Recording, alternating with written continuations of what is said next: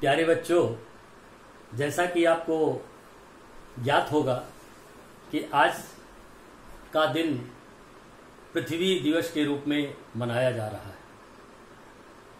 पृथ्वी मेरी माँ है, हम सब उनके पुत्र हैं। इनकी रक्षा करना हमारा आप सबका दायित्व है।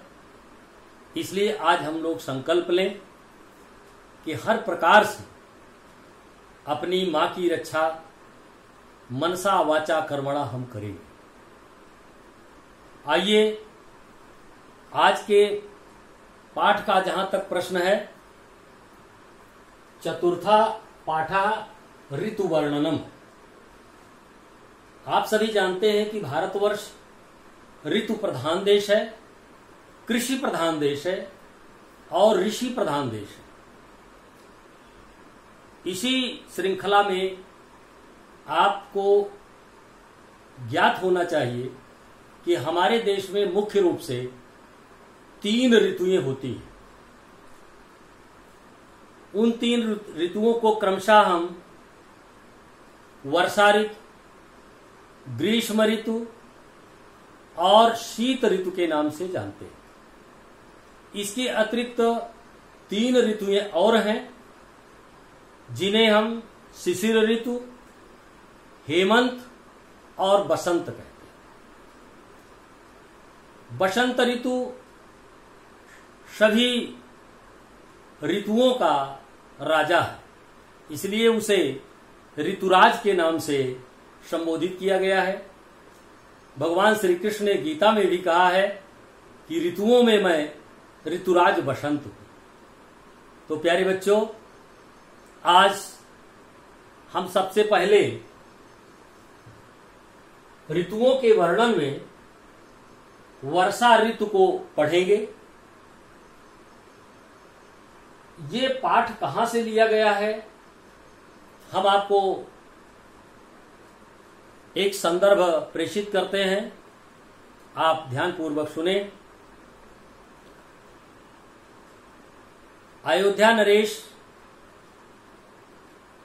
मर्यादा पुरुषोत्तम भगवान श्री रामचंद्र जी 14 वर्ष के लिए जंगल चले गए, राजगद्दी छोड़ करके अयोध्या की। और जब वो जंगल में निवास कर रहे थे उस समय का वर्णन करते हुए आदि कवि वाल्मीकि जी ने एक महाकाव्य लिखा जो रामायण के नाम से जाना जाता है।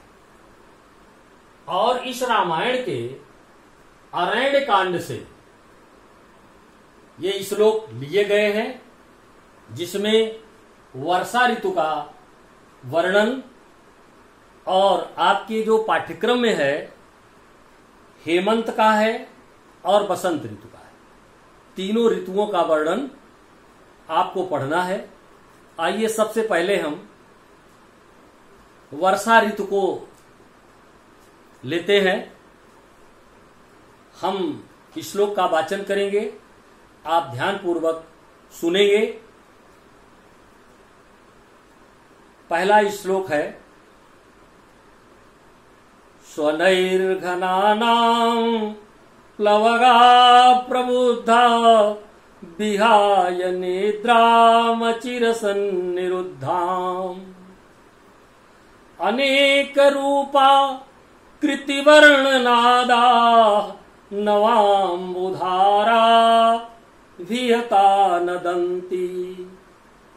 हम आपको इस श्लोक का भाव बता दें। मेढक बहुत दिन से सो गए हैं और जब वर्षा ऋतु आती है तो वो जग जाते हैं। चिर निद्रा में सोए हुए मेढक जग गए हैं और स्वनई गर्जन की आवाज सुनकर के, अर्थात जब बादल गरजते हैं तो उनकी आवाज सुन करके लंबी निद्रा में सोए हुए मेढक जग जाते हैं, और वो केवल एक रूप में नहीं होते, वो कई आकृतियों में होते हैं। छोटे होते हैं, बड़े होते हैं, उनका रूप अलग होता है, और नवीन जल की धारा से चोट खा करके वो प्रसन्न भी होते हैं, अनेक वर्ण के भी होते हैं। तो अनेक आकार, अनेक रंग, और नवीन जल की धाराओं से चोट खाए हुए, चिर निद्रा में सोए हुए मेढक वर्षा ऋतु में जग गए।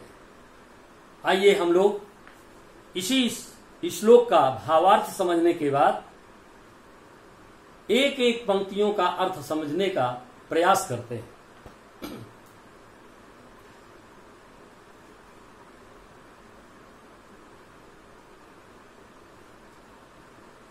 स्वनैर्घनानां प्लवगा प्रबुद्धा विहाय नेत्रामचिरसन्निरुद्धाम्।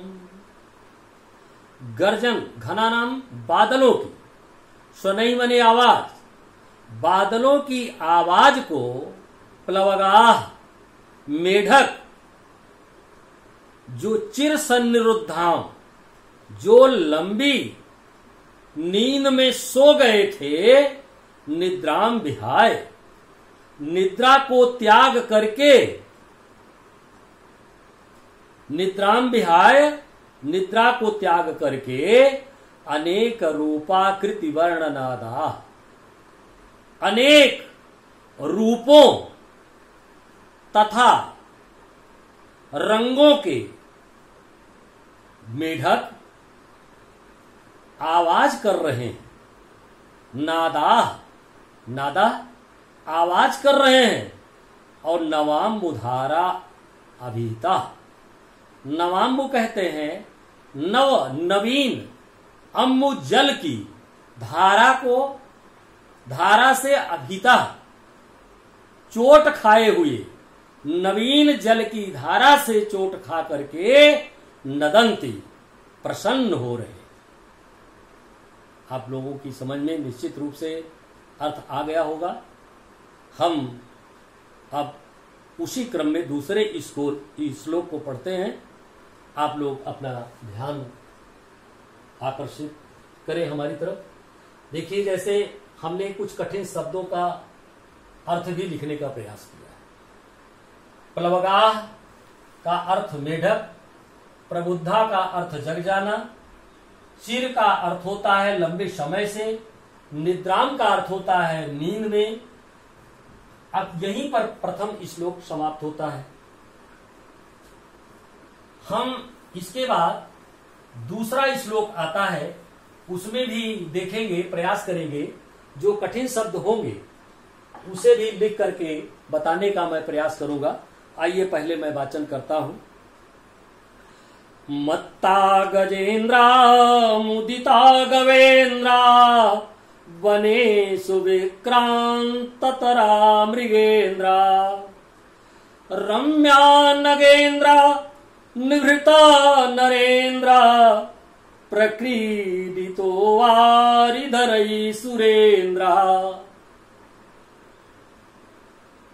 बहुत ही कर्णप्रिय श्लोक है। अब मैं इसका पहले भावार्थ बताऊं। भावार्थ में ही चूंकि अर्थ सन्निहित रहता है, जैसे समष्टि में व्यष्टि निहित है। यदि आप समष्टि समझ जाते हैं तो व्यष्टि, उसकी विशेष जो उसमें समाया हुआ है समष्टि में, उसको समझने में दिक्कत नहीं होती। इसलिए मत्ता गजेन्द्रा मुदिता गवेन्द्रा, वर्षा ऋतु में ऐरावत हाथी इंद्र भगवान का प्रसन्न हो गया है। और गवेन्द्रा, गवेन्द्रा कहते सांड को, सांड भी मतवाला हो जाता है। और जंगलों में जो जंगल का राजा है अर्थात सिंह, वो भी प्रसन्न हो गया है। राजा लोग उद्यमहीन होकर के घर बैठ चुके हैं वर्षा ऋतु में, और ऐसा लगता है कि मानो इंद्र जी वारिधरई बादलों से विशेष रूप की क्रीड़ा कर रहे हैं, खेल कर रहे हैं। भावार्थ ये हुआ। अब एक एक शब्दों का अर्थ समझें। मत्ता गजेन्द्रा, गजानाम इंद्र,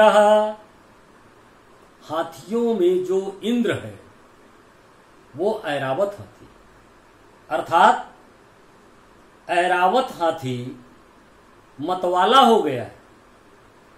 और गवेंद्रा मुदिता, और शाण प्रसन्न हो गए।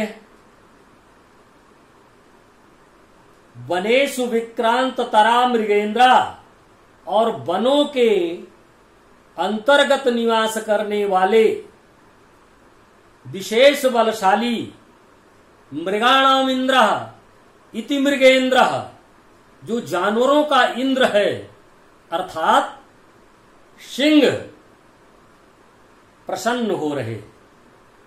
और रम्या नगेंद्रा, जब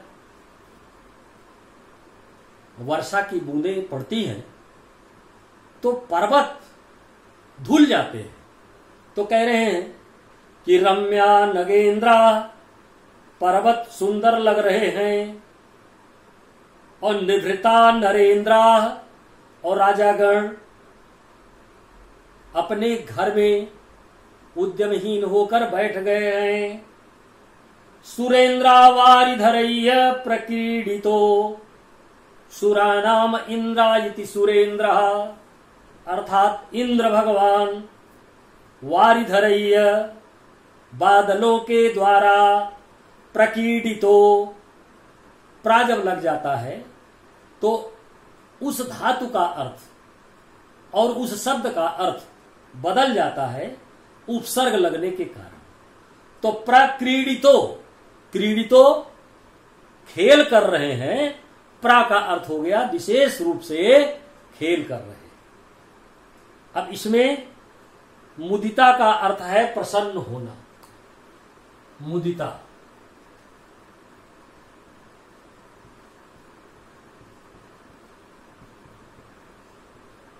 प्रसन्न। गजेंद्रा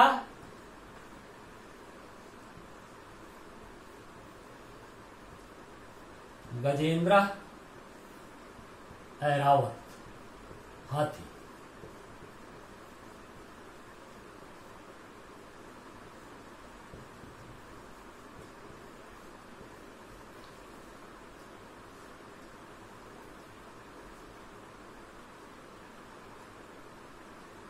मृगेंद्रा हमें करीब करीब सब शब्दों का अर्थ बता ही दिया है। बहुत ज्यादा यहां लिखेंगे तो समय बहुत अधिक हो जाएगा, इसलिए आइए हम तीसरा श्लोक का वाचन करते हैं। आप सब अपना ध्यान आकृष्ट करेंगे। वर्ष प्रवेगा विपुला पतंती, प्रवान्ति वाता समुद्रेण वेगा, प्रनष्टकूला प्रवहन्ति शीघ्रं, नद्यो जलम विप्रतिपन्न मार्गा। वर्षा ऋतु का वर्णन करते हुए वाल्मीकि जी कहते हैं कि वर्षा प्रवेगा विपुला पतंत,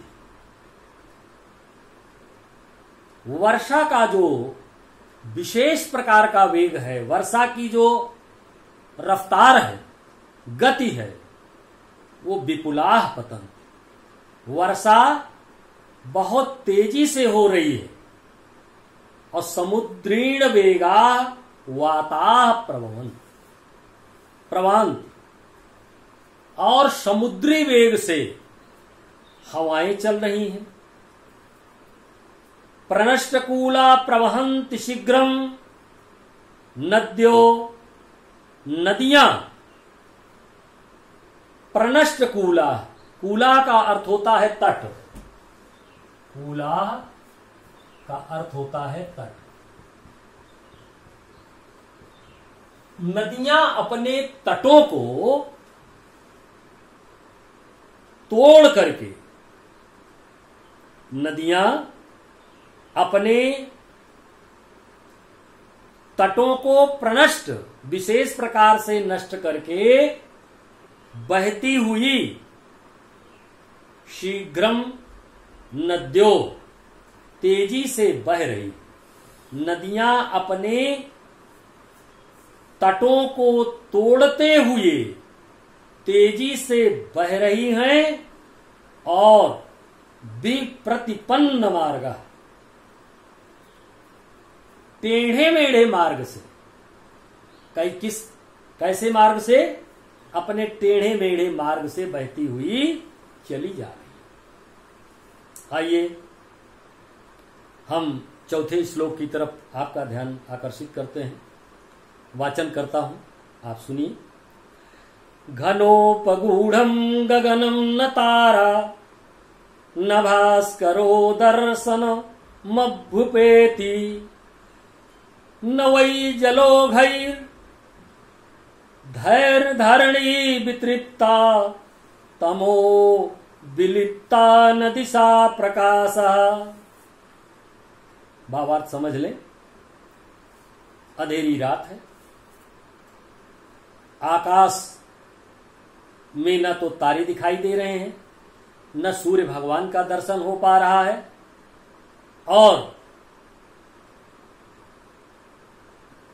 किसी भी दिशा में प्रकाश की कोई किरण ही नहीं दिखाई दे रही है।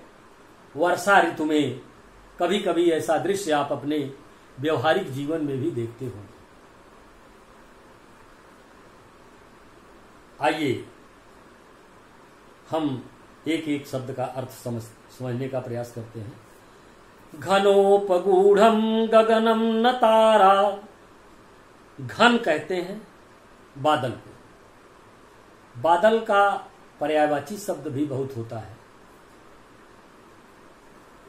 आप लोग जानने का प्रयास करें, घन, घन माने बादल, और जलद माने बादल, वारिधि माने बादल। दा शब्द लग जाने पर, हम लोगों ने तो बचपन में पढ़ा था, 8 और 7 में 6 में पढ़ाया जाता था पर्यायवाची शब्द। आप लोगों को भी याद होना चाहिए। घनोपगूढ़ं गगनं न तारा, घन कहते हैं बादलों के, गूढ़म माने अत्यधिक मात्रा में आ जाने पर, आकाश में बादलों के अधिक रूप, पर्याप्त मात्रा में आ जाने पर न तो तारे दिखाई दे रहे हैं, न सूर्य भगवान दिखाई दे रहे हैं। तब क्या हो रहा है? नवैर्जलोघैः धरणी वितृप्ता, नवैः माने नवीन, जलैः नवीन, जलोघैः नवीन जल की धाराओं से पृथ्वी तृप्त हो गई, और तमो विलिप्ता न दिशा न प्रकाशा, और तम से, अंधकार से, विलिप्ता, अंधकार में दिशा और प्रकाश दोनों विलीन हो गए।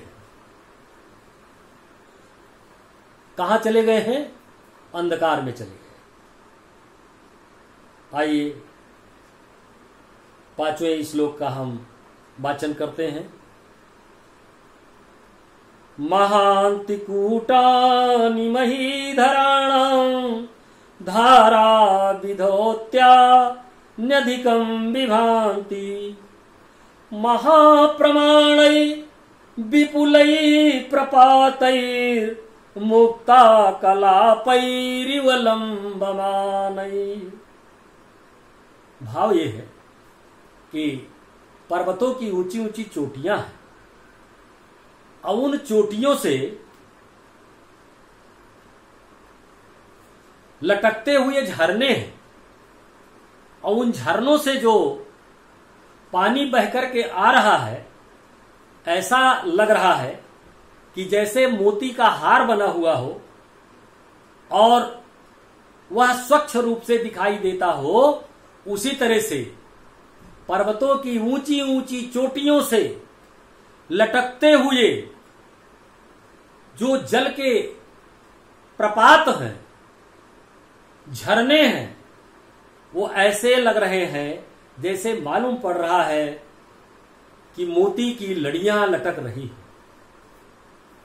आइए हम आपको एक एक शब्द का अर्थ पुनः बताते हैं।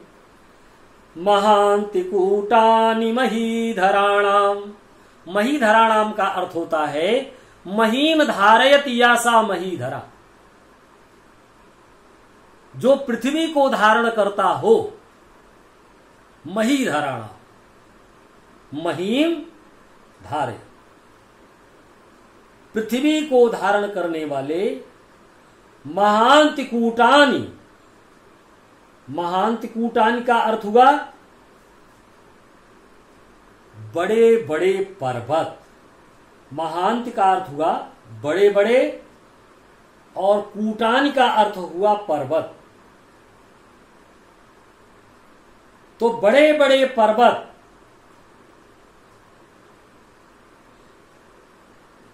महीधराणाम कूटानि महांति। कूटानि का अर्थ हुआ चोटियां और महीधराणाम का अर्थ हुआ पर्वत। पर्वतों की बड़ी बड़ी चोटियां धारा विधौत्यान्यधिकम विभांति, जल की धारा से धुल करके अत्यधिकम विभांति, अत्यंत सुशोभित हो रही है। कैसे? करें महाप्रमाणै विपुलै प्रपातै मुक्ता कलापैरिवलंबमानै। महाप्रमाणै,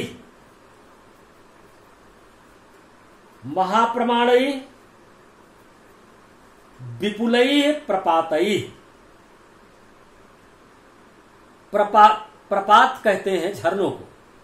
झरनों के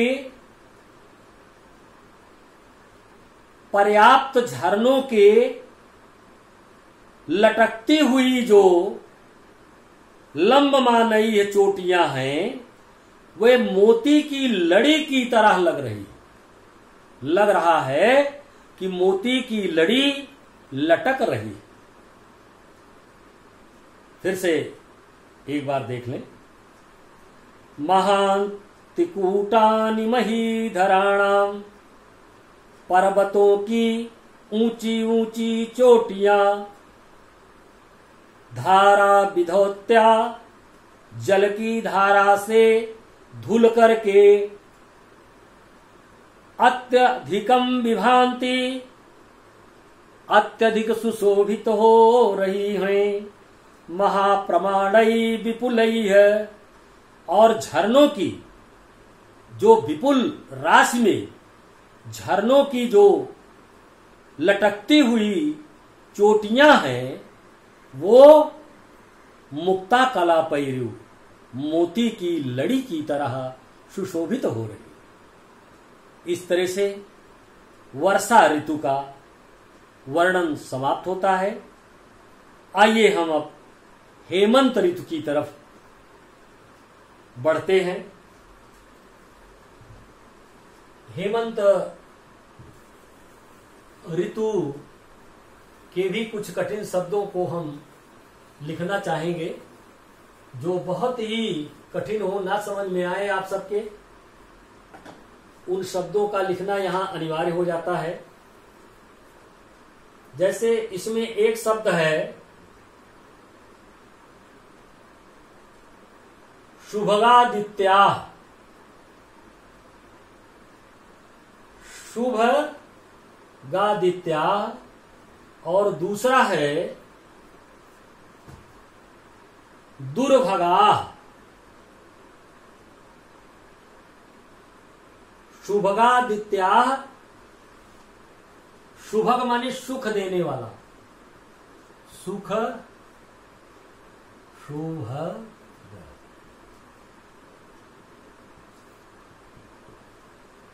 सुख देने वाला।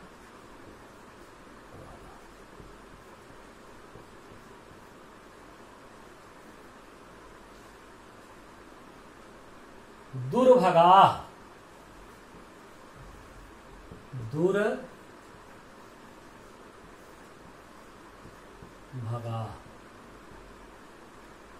दुर्भगा का अर्थ है कष्ट।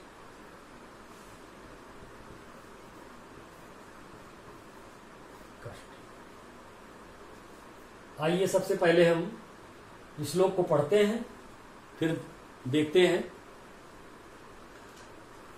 हेमंत ऋतु का वर्णन है। अत्यंत सुख संचारा मध्याह्ने स्पर्शता सुखा। दिवसा शुभगादित्या छाया सलिल दुर्भगा।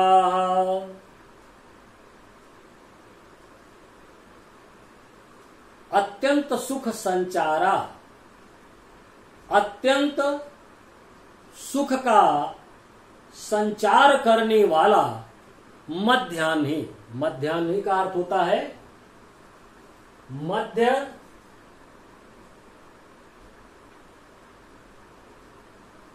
मध्याह्ने दोपहर। दोपहर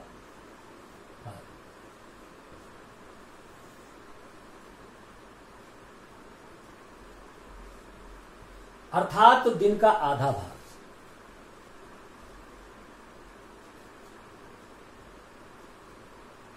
अत्यंत सुख संचारा मध्याह्ने स्पर्शता सुखा। दिवसाः शुभगादित्या छाया सलिल दुर्भगा।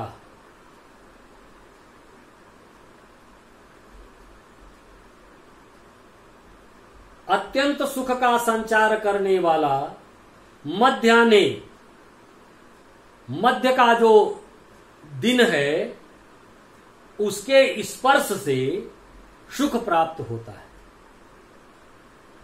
मध्याह्ने स्पर्शतः सुखा अत्यंत सुख संचारा। दोपहर के समय स्पर्शतः सुखा अत्यंत सुख संचार। हेमंत ऋतु में दोपहर के समय सूर्य के स्पर्श से अत्यंत सुख का संचार होता है, अत्यंत सुख प्राप्त होता है। अदिवसाः शुभगादित्या छाया सलिल दुर्भगा। और दिवसाः दिन में सुखप्रद, दिन सुखप्रद होते हैं, लेकिन छाया सलिल दुर्भगा। छाया सलिल का अर्थ होता है जल। छाया और जल दोनों कष्टकारी होते हैं। फिर से ऐसे समझ लें। मध्याह्ने, मध्याह्ने कहते दोपहर को। दोपहर के समय अत्यंत सुख संचार, अत्यंत सुख का संचार होता है, क्योंकि मध्याह्ने स्पर्शता, दोपहर का समय स्पर्श कर लेने से सुख का अत्यंत संचार हो जाता है। लेकिन दिन में छाया और सलिल जल दुर्भगा कष्टदारी होते। और दिवसा शुभगादित्या, दिन तो शुभग होता है, सुख प्रदान करने वाला होता है आदित्य सूर्य के आने पर, लेकिन छाया जब आ जाती है और पानी जब लग जाता है तो वह कष्टकारी होता है। 7वें श्लोक का अर्थ समझने का प्रयास करें। हेमंत ऋतु में क्रमशः 7वां श्लोक है, हेमंत ऋतु का दूसरा श्लोक। खरजूर पुष्पाकृतिभिः शिरोभैः पूर्ण तंडुलैः, खरजूर पुष्पाकृतिभिः शिरोभैः पूर्ण तंडुलैः, शोभन्ते किंचिदालंबाः सालयः कनक प्रभाः। खजूर पुष्पाकृतिभिः शिरोभिः, कभी आप लोगों ने खजूर का पुष्प देखा होगा। उस पुष्प का रंग जो होता है, खजूर के पुष्प का जो रंग होता है वह सुनहला होता है। और वाल्मीकि बता रहे हैं कि खजूर पुष्पाकृतिभिः शिरोभिः, खजूर के पुष्पों की, फूलों की आकृति के द्वारा शिरोभिः, अपने सिरों पर पूर्ण तंडुलैः, चावल से परिपूर्ण, चावल से परिपूर्ण शालयः, धान की जो धान की बालियां हैं, कनक प्रभा सोने की तरह सुशोभित हो रही हैं। और उनके सुशोभित होने की एक विशेषता और है। वो कैसे हैं? तो बता रहे हैं कि शोभन्ते किंचिदालंबाः, वो कुछ झुकी हुई है। अब आप कल्पना करिए कि धान का खेत हो और उस खेत के धान की बालियां पक गई हो और दानों से झुक गई हो